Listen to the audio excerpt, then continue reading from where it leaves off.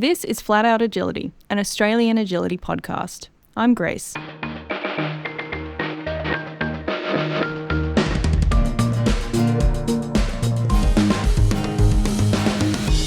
In this episode, I'm joined by agility trainer and OneMind Dogs coach Niki Drage, and we're going to talk about agility in remote and rural areas. Niki is based in Orange, New South Wales, and I live in Darwin, Northern Territory, so we each have some experience in either a rural or remote place. I want to talk about some of the challenges to playing agility in these areas, and then we're going to offer some solutions. So to start us off, Niki, can you tell us about your experience in agility? Sure. Hi, Grace. Thanks for having me on. I've been in agility for a long time. I started when I was about 13 years old, so it would be 24 years this year. And basically, when I started out, I used to be a horse rider and then had a major accident snowboarding and injured my back and had to stop horse riding. And I was looking for something else and found agility through that and started with my family dog, who was a cattle dog. And she was great and had lots of fun. We joined a local club. At the time, I was living in Sydney with my family, so it was very easy. Lots of clubs around. The environment was really supportive, so I found it really addictive and really got into it. But then my cattle dog ended up with arthritis, unfortunately, so we had to retire her.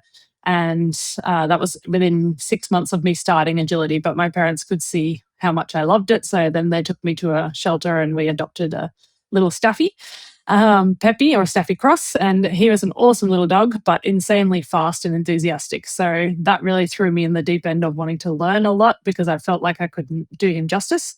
So I did a lot of training with different trainers and a lot of research on how I could get better for him. And we had a lot of fun together. We flew through novice pretty easily, but then once we got into excellent and it wasn't also obvious, we really struggled and I had to get a lot clearer in my handling and things like that. And then about 3 or 4 years after competing with him, I moved out of home and then I got myself another dog because I was really had the agility bug by then and was also training with friends a lot more in groups and helping them out as well with what I'd learned. And then I had got Flo, who was also a Staffy Cross with the Border Collie, another rescue. And she was also very fast and enthusiastic, but had a much larger stride. So that was, again, a whole new learning experience with her. And at the same time, I was sort of looking outside of what agility in Australia is at the moment and what's offered. And I found OneMind Dogs and I started learning the OneMind Dogs way of doing agility. And that really was like sort of the turning point for me with both Peppy and Flo, in that we suddenly got clear rounds and I felt like I was giving them the information they needed. And everything made a lot more sense for me. And so I got like even probably more addicted and started teaching at my local club, helping out there, and then started teaching private lessons. And now would be probably 15 years on from that point. I'm on my 6th agility dog now, and I've got 4 retired agility champions. So all of them had nice long careers up to about 10 to 11 years old. My last dog retired as a 12-year-old. She was super fit and active still. And I basically just stopped her because I was like 12 was old enough. And I now also have 2 young kids. So having time to do as much agility is a bit of a struggle, but I love it so much. And for me, it's my mental health. So I want to keep it going as much as I can. So I now have a small mixed breed rescue, Inky, that I do agility with, who's young, and she's my only agility dog right now. And then I have 3 retired dogs at home who just like to hang around and run around the property. And then, about 10 years ago now, we moved to Orange from Sydney, me and my husband, and decided to have kids in the country. So that was a really big change for my agility career as well, and my training, and everything changed. But I learned a lot of great lessons and I've really enjoyed the journey living out here now. And agility looks a bit different, but it's still just as awesome. So let's talk about the first challenge in sort of rural and remote agility. So I've identified it as being far away from clubs or training facilities. Niki, can you tell me why this might be challenging for training? Yeah, aside from the obvious that it's harder to get started in agility if you're a new person, because you don't really know anything, and it's much harder when you don't have those peers to talk to about agility and like what it really is and to learn from them in person. There's that obvious, side of getting started. But for me personally, what I found the hardest is the socialization factor for the dog. Because I knew all the handling stuff and the foundation stuff. Like by the time we moved, I was an experienced handler with, several champion dogs. So I knew what I wanted to do training wise, and I had that set in my mind. But training in Sydney, I naturally would expose them to hundreds of other dogs training at the same time, especially where the club I trained in, there was like 6 workstations training at once with multiple dogs training, no fences in between. And, other dogs are barking and running and doing tunnels while your dog is doing a course. So they hear all of that. And they start with that sort of noise and input, and they're so used to that that by the time you compete, it's like second nature to them and nothing environmentally bothers them. And like I raised and trained 4 dogs in agility in Sydney. And now I'm on my 3rd one in Orange. And all the ones that I've raised in Orange, I've had a lot more trouble socialization and environmentally wise in terms of they get easily overwhelmed at big competitions. They are more interested in what dogs in the other ring are doing. And even in the environment around the rings, they find that harder as well. And I've done like quite a bit to mitigate that, but so it's not as obvious. And especially like with the first dog, it sort of threw me. I didn't expect it at all. And it was really difficult with her, my border collie Shay. And she actually ended up retiring early with an injury, but she was never super happy in agility. She was always overwhelmed and anxious. And I would say that that is the reason why mostly. And then with my next dogs, I really recognized the problem. So I put a lot more work into avoiding that issue. And then with all my students, I noticed the same thing. Like they see the same 6 dogs at training because they train together in a small group or with my other students. And they train at my arena, and that's pretty much it. So then when I first encourage them to go to a competition, for them, it's an even bigger step because they haven't taken their dog to competitions already, like I would have to prepare my young dog. And they themselves are new to that environment. So it's a much bigger jump from a country training situation to a trial than it is from a Sydney training situation to a trial. So aside from just the quality of training, I think that environmental side is the absolute hardest part. That's interesting you bring that up because here in the territory, it's similar but different in the same way. So it's similar in that we have fewer people. So similar where you've only got a certain amount of people to sort of train socialization with. However, we also trial with the same people. So Makes that, sense. in the sense, yeah, makes it a little bit simpler. But it does mean that if you go anywhere else, it's the same problem. So what kind of solutions or what have you found has worked to maybe offset this problem a little bit? There's a few different things. I think for me, the most important one is to take the young dog from when you very first get the dog, whether it's a puppy or an adult rescue, take it along to competitions as much as you can. I've been pretty lucky in that I will always have another dog that's currently competing. So I'm going to take the puppy anyway. So they do get that bit of exposure, but I make a real effort to go to trials that I know are going to be a big environment so that the puppy sees that as often as possible. At least once a month, I sort of try to aim for, even though it's a lot to do that, and expose them as much to that environment as you can. So the other place would be, for example, seminars. Sometimes I will just go along to a seminar, even order a seminar if the host is happy for me to bring a dog. And then I will audit the seminar, and at the same time, my dog will get environmental exposure as well. Or I'll take part in the seminar if I can. And then again, it's more noise and other dogs around and people around that they're not used to. So that's one way. And then locally as well, myself, but also I encourage my students as much as they can to take their dogs to loud places with other dogs and other people, but where the dogs will be on lead. So I'll say, go to a soccer game and watch from the sidelines of the oval if you're allowed, or go near a school, but don't go right up to the kids, obviously, but staying just near that noise of kids playing on the playground. Or here, for example, in Orange, we have a obedience club. So I might say, like, ask them, can I come and watch your training and just walk my dog around the grounds? And they're fine with that. It doesn't bother them. So it gives my dog exposure to other dogs that I know are under control and on a lead. We also have some bigger venues like the Botanic Gardens, for example, where dogs must be on a lead, and there's a lot of people and a lot of tourists, and it's quite heavily enforced about dogs being on a lead. So I feel safe there, and I take my dogs there quite often for the exposure as well. So yeah, I think doing that as much as possible, and then also training side by side with a training buddy. So We do now have a club. It's very small. It's only about 5 people that actually train at the club. But we make sure that we have one dog that's steady and that we trust, and then one newer dog that's still learning. And we train them sort of as much side by side as we feel safe to do, sometimes with bunting in between. Sometimes one of the dogs is on lead, just working on contacts, for example, while the other dog is running, because that's a trustworthy dog, and just getting them used to that training side by side rather than avoiding it. And even those very basics of working on impulse control, of staying on a bed or in an open crate while another dog is training, already helps as well. So the more exposure you can do to those things they're going to see, I think the better. And so you mentioned your small club. So what are the challenges that your club faces being rural? There'd be quite a lot. Main one being just people power. You know, it's hard not to get burnt out when there's only two of you teaching everybody, for example. And we really want to bring new people into the club so that we have a committee, like enough people to have meetings and to, have a proper committee, and so that we can fundraise and that sort of stuff. But bringing in new people requires running beginners intakes, and doing that requires that the two of us are always available to teach, basically. And one of us needs to be teaching the existing students while the other one is teaching the beginners. So yeah, I think people power is the hardest thing, just having people available to do that stuff.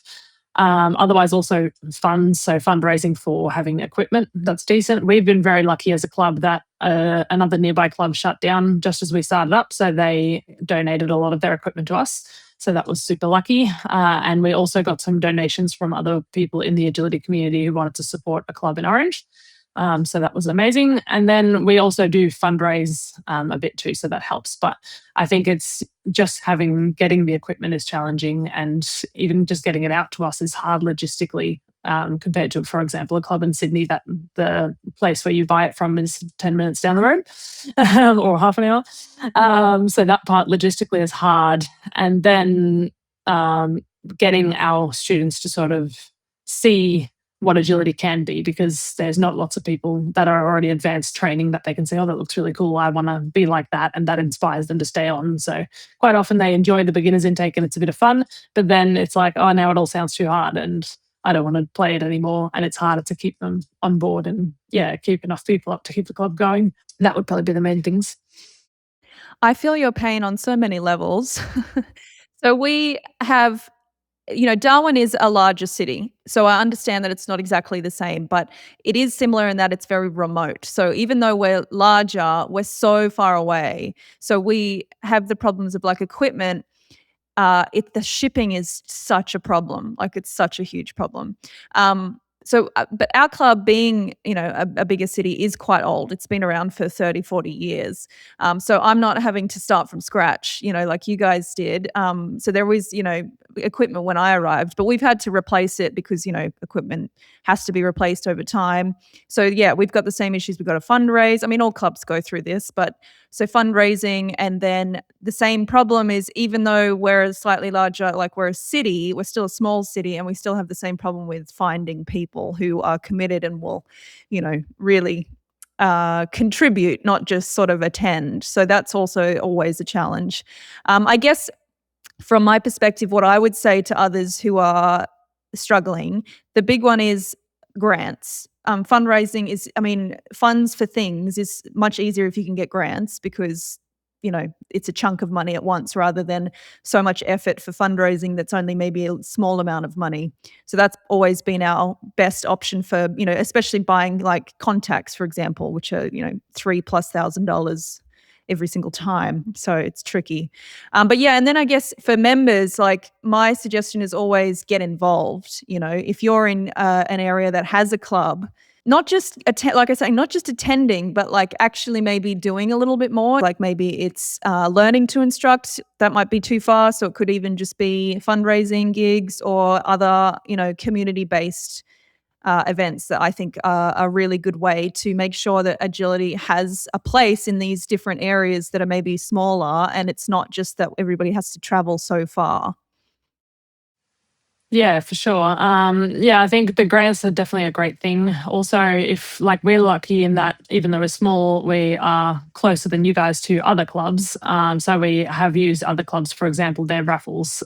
They've offered to do, if we run the raffle, that they'll give us the proceeds, that sort of fundraising.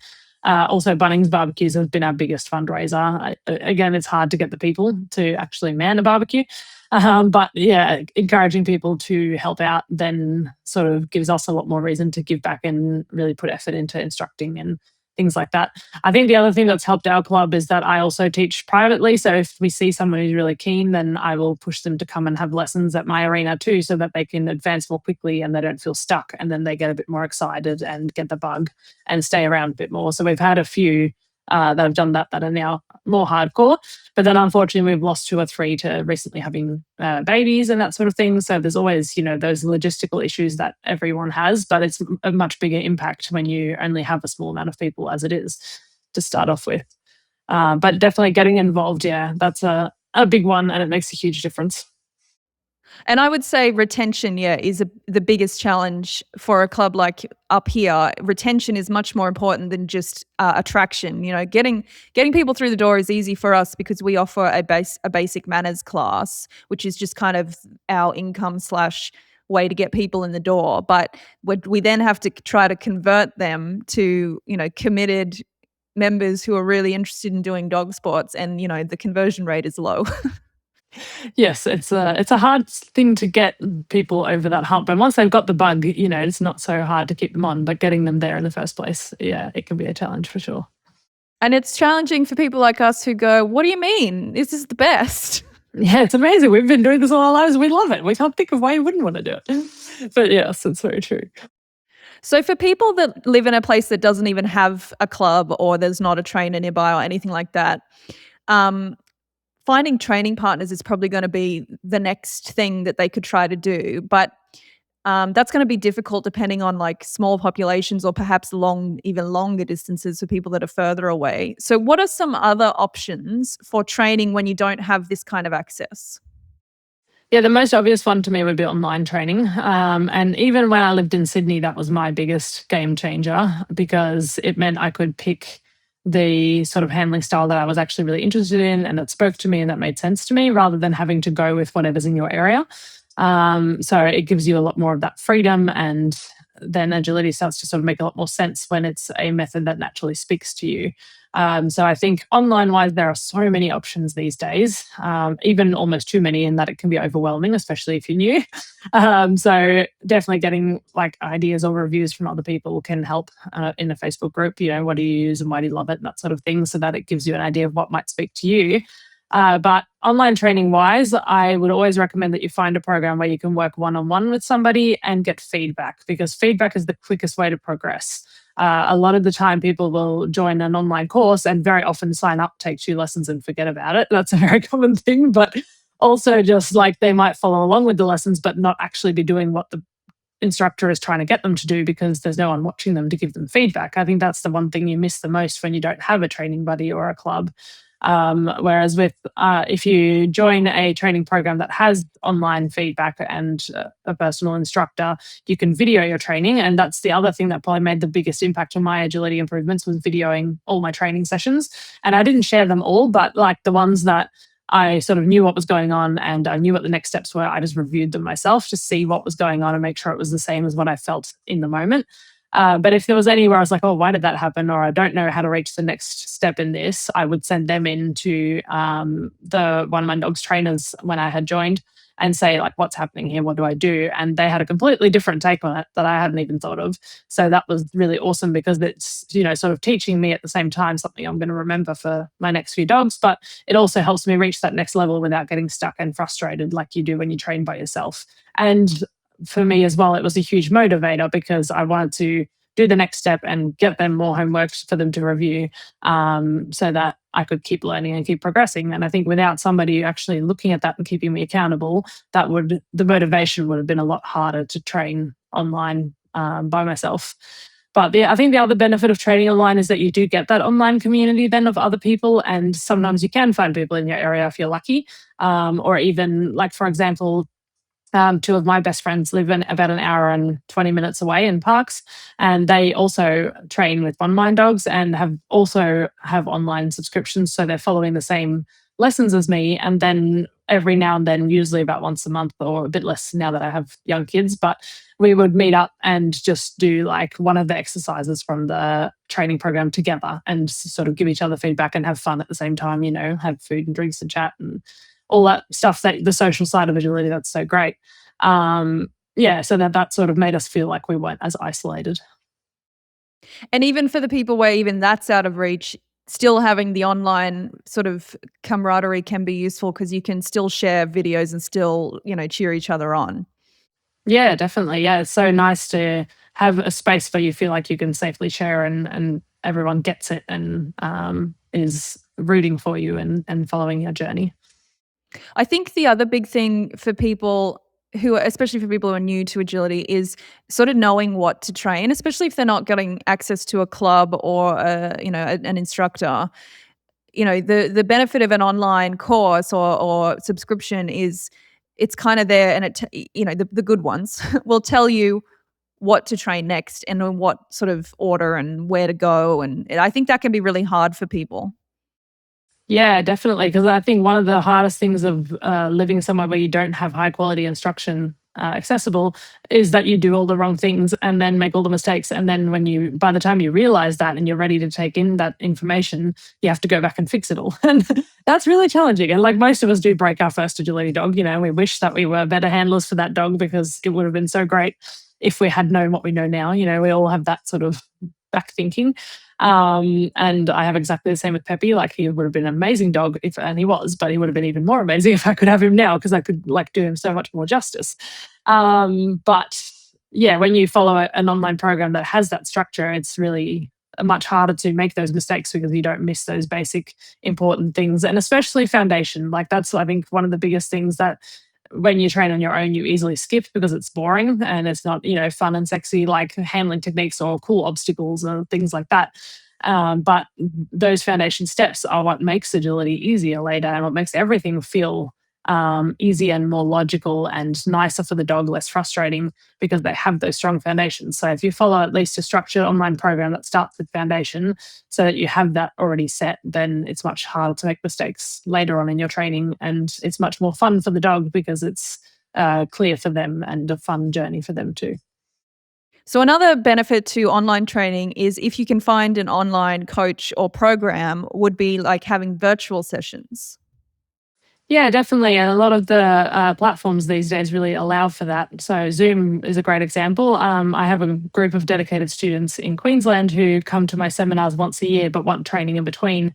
And they all live in different areas of Queensland and travel together to hire an arena on the Gold Coast. And then they set up basically a laptop and a Zoom session. And then they each have Zoom on their phones with their headphones in, and they film each other running while I'm giving them feedback via their headphones.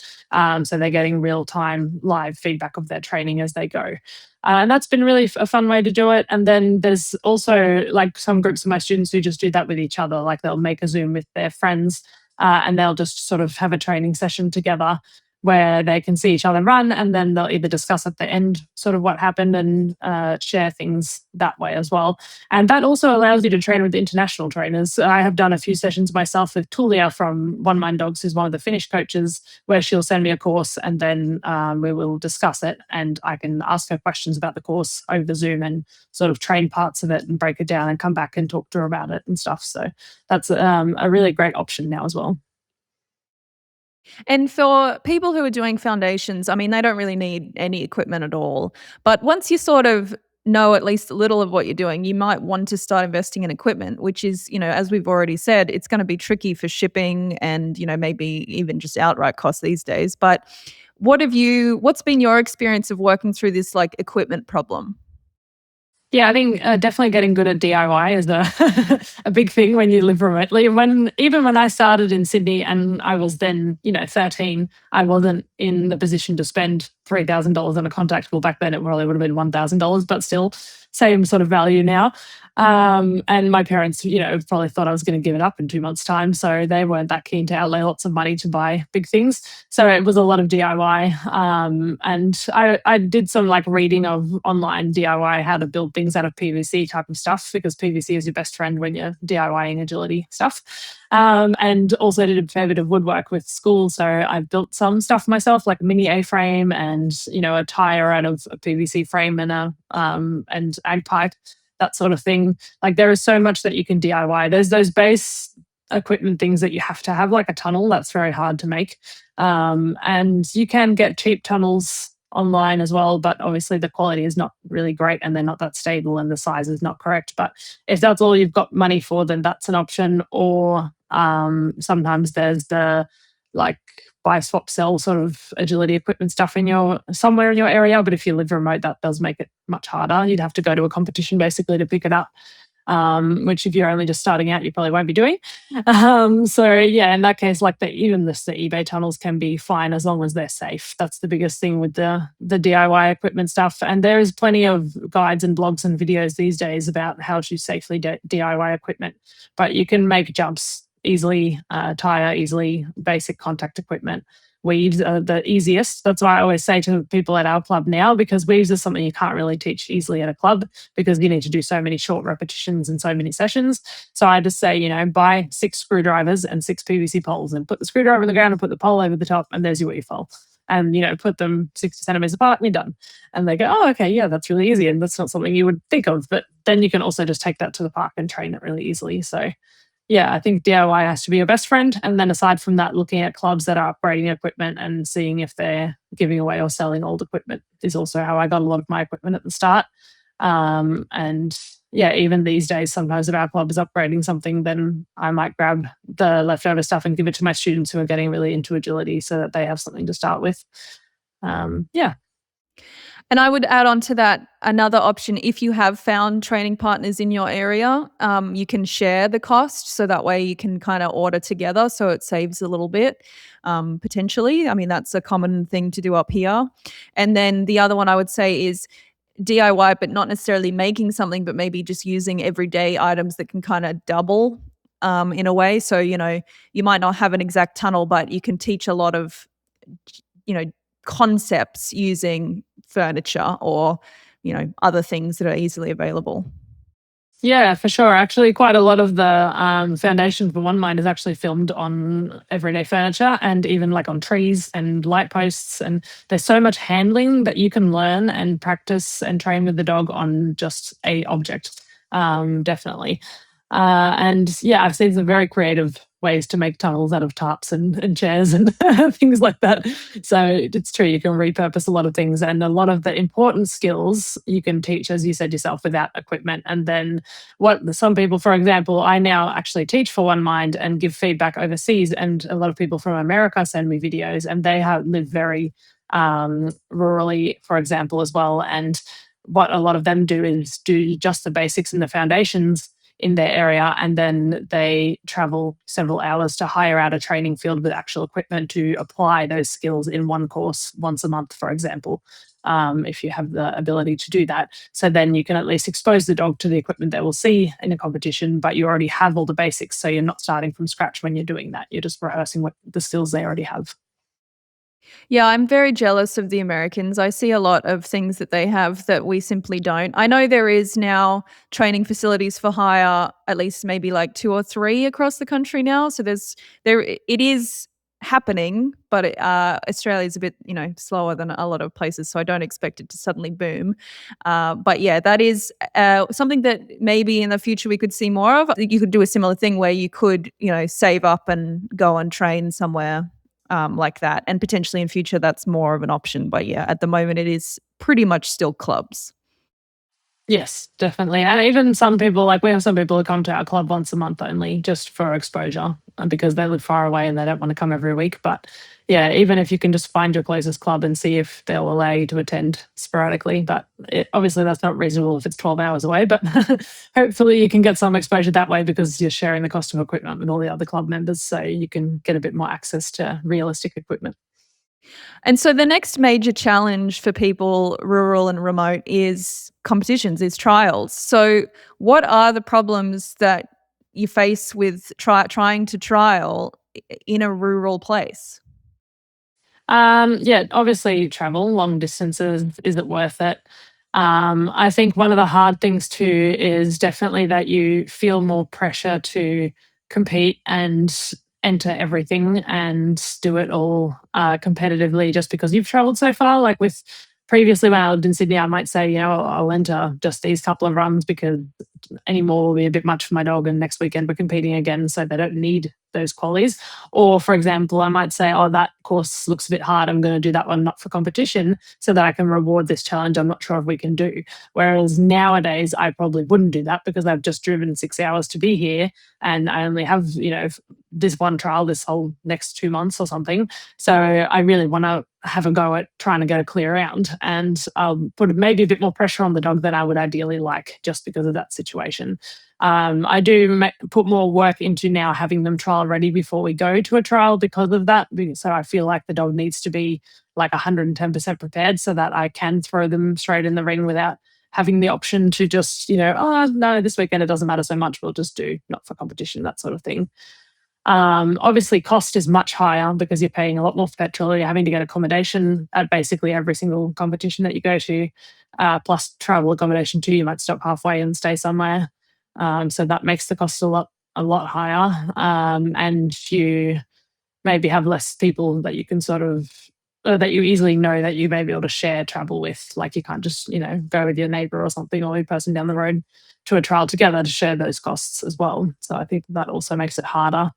You're also a lot more limited on what trials you can enter. So you have less, I guess, options in terms of judges and conditions of grounds and equipment and things that you might like to choose between for your own preferences is a lot harder because, that option is just 10 hours away instead of 6 hours away. So that basically takes the option out of it, which can be a little bit frustrating. And I even had this issue at one point with where I was having too much exposure to one judge because she lives in our area. She does a lot of judging here. And then I would get just qualies under her and I can't progress with that because you need multiple judges. So then you'd have to wait for exposure to another judge to get another quali. So yeah, all those sorts of little logistics that you don't think about. You can't really do much about most of those. But I guess, something you can do is be more thoughtful about choosing and how you where you invest your time and money. Yeah, definitely. I definitely do that now in terms of that I want to have a nice environment, I guess, or a nice feeling at the trial. I want to be able to enjoy it.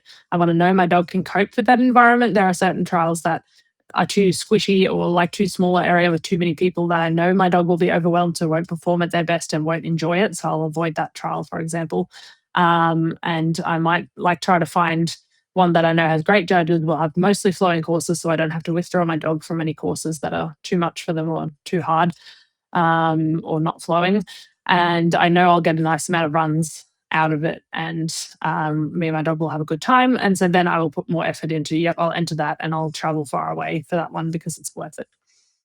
And in that way, you're being more thoughtful because you really need to make it count for lots of reasons. Whereas if you lived somewhere where there's kind of trials all over the place, you maybe wouldn't be as thoughtful. You might just sort of rock up anywhere. That's very true. Yeah, and you might just enter, just a couple of things, or you might enter anything, but easily pull out of ones that you don't like the look of, sort of thing, which, yeah, becomes much harder to do when you don't have those options. I think we're really unique up here. I don't know if anywhere else is like us, where we're so remote that there are no options. If you want to trial here, you trial with my club. That's your only option. But we do, I guess, get around the judge problem by we're flying judges up. I mean, our club is spending money on these trials. We're losing money on them, but that's the purpose of the club. So in that way, it's good. But yeah, if you don't like us or you don't like our grounds, that's it. There's no other options. There's nowhere else in the territory that's currently running agility trials other than the show, which happens once a year. And it's too far to travel realistically. It's a long way to take a dog in a car or on a plane. So I think people don't really do it, and that's why I'm doing it this year for the first time, and I'm anxious.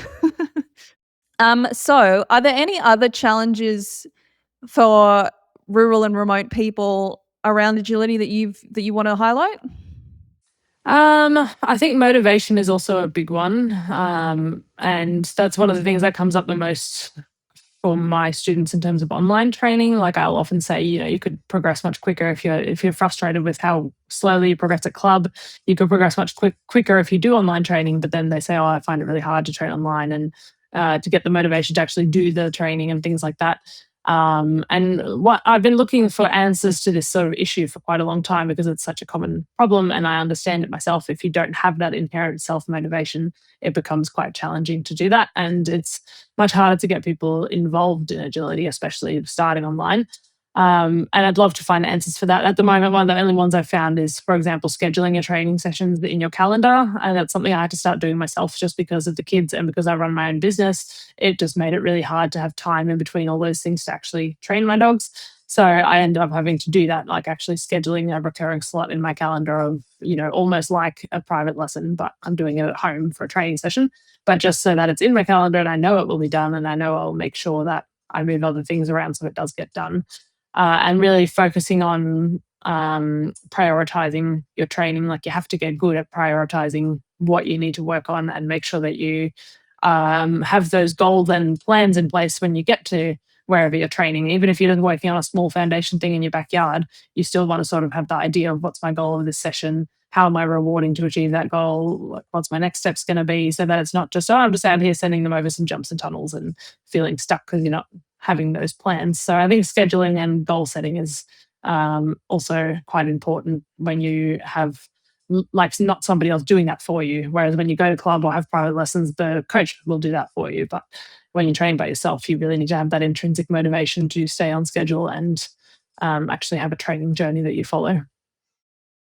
And to be honest, I've been thinking about this too, and I actually think that we shouldn't put it on coaches. Not that like if you especially if you're paying a private coach, sure, but I still think that it's important for us as handlers to own our own journey, to actually take some interest in what's the next thing to train and how to train it and what my goals are. And maybe like having a bit, even if you don't know anything about agility, you can still pick up things and then you can sort of do some basic research to go, well, these are the skills I want to have. Even if you watch a video of, say, the top competitor in Europe, obviously you're not going to necessarily get to their level anytime soon, but you can watch it and sort of get some ideas of, I want that skill. And then you can, go figure out how that works. Even if then you take it back to the coach and then say, this is what I'd like to learn. And then they might even say, maybe that's actually not the technique for you and we'll move to something else. But then it's also can be like, why not? Why not aim for the stars?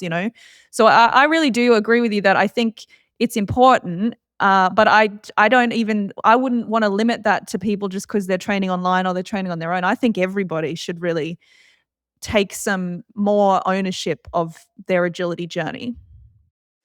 Yes. Yeah, no, that's very true. I do agree with that. And I think as much also it's quite easy to forget that when you are training in that environment when you have help all the time because you just don't think about it yourself. So you're right, you can learn a lot faster if you do that yourself. And also there is so much theory to agility, especially when you're starting out.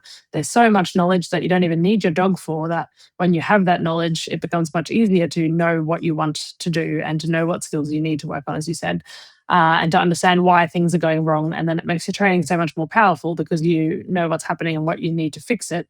And you really need to take ownership of like, this is what I want to learn right now, and actually learning that and like going out and putting effort into following a course or reading articles or watching videos to get that idea and then continue on from there. And then it's, yeah, much easier to not feel so stuck or restricted by the fact that you don't have access to trainers or people, high-end handlers that you can learn from and things like that. We've mentioned that you are a OneMind coach yourself. So maybe could you tell us what does that look like? So if people were thinking of online training, we've got an example here of OneMind. What is it like to be training through OneMind? Yeah, that's a good question. So OneMind Dogs has evolved a lot since it started. In 2014, the platform went live in the first place, and it was sort of very basic then. Like there was one or two lessons releasing a month, and just the core trainers in Finland, because OneMind Dogs is a program that was developed in Finland. And basically, these handlers have been using the method and developing the method for many years, but they weren't sharing it. And a lot of people would travel to Finland and learn from them and say, oh, this is so cool, you need to share it. And then one person in the group decided, yeah, we're going to start an online platform and teach this. So then it was sort of filmed and released gradually since then. And these days, it has come a long, long way. And aside from being a coach, I'm also now part of the online team that runs the learning platform, basically, and people's learning journeys and how they learn. And the way it is at the moment is that when you join, you get assigned a personal coach, which might be me, or it might be one of the other girls who are in Australia or America or Finland. And basically, you give us an idea of this is where me and my dog are at now. We might say send in a video or give us a bio of you and your dog and your journey, and then what your challenges are at the moment that you're struggling with. And based on that, we will say, okay, we suggest this training plan for you. And it will sort of be, do these lessons, send us a video of you doing those lessons so we can make sure we're on the right track. And then do these lessons and then these lessons. And as they go, we encourage them to sort of send in training videos that we then give personalized feedback on, for example, voiceover and drawing on the video and things like that. And then we'll say, okay, right now we really need to focus on this area. So now this is your homework. And then next video, it might change, or it might be like, yep, we're on the right track, keep going with that homework. And then at the same time, they also send in videos of competitions so that we can make sure that what we're doing in training is translating to the ring, and see if there's any other issues going on that we need to prioritize and stuff like that. So some of the students are very dedicated and will send in videos every week and have been following it for years, doing that and getting the support. And then others train mostly just following the online library. There are hundreds, like 800 videos, lessons currently available in different areas, including things like conditioning, mental training, all that stuff, as well as the normal handling techniques, obstacle training, sequencing, all that stuff. So some just follow those lessons and send a video once or twice a year if they're really stuck. But it really is your own journey and how you make it. I have had a OneMind Dog subscription in the past. I don't currently, sorry. No, that's fine. But but the assigned coach thing is new since I last used it. So that's very cool because that sounds like it's probably maybe even more like you say, there's the library of stuff, but having this new approach sounds like it could be even more beneficial to people, especially people who are rural and remote that don't have access to somebody else. Yeah, we basically asked our students, like who had been members for years, what's the best part of the program for you? And almost all of them said the guided courses, which the guided courses are sort of like we take a bunch of the lessons that are in the learning library and we guide you through them with feedback and say, like, do this lesson, send a video, do this lesson, send a video. So it's more about encouraging you to stay on track and send videos. And as part of that, they all loved the feedback the most. It's where they got the most aha moments and learned the most. So we thought, all right, well, how can we make that a bigger part of the program? And that's where the personalized coaching thing sort of came from. And then we also developed these training plans that come up there's a chat bubble on the website and they pop up in that and they say, this is your training plan. Here is lesson 1. Mark it complete when you're done. Here is lesson 2, because people were having trouble that there was just too much content. They didn't know how to use it or what to focus on. So that's sort of why we combine those two things so that we help you with the training plan and you can have a plan to follow that's structured. And I think that's been the biggest improvement, definitely, in keeping people motivated, but also helping them not feel lost or overwhelmed. Awesome. Well, thank you so much for your time today, Nikki. I really appreciate you coming on the show. Yeah, no worries. Thanks for having me. It's been fun. This has been Flat Out Agility. Be kind to dogs.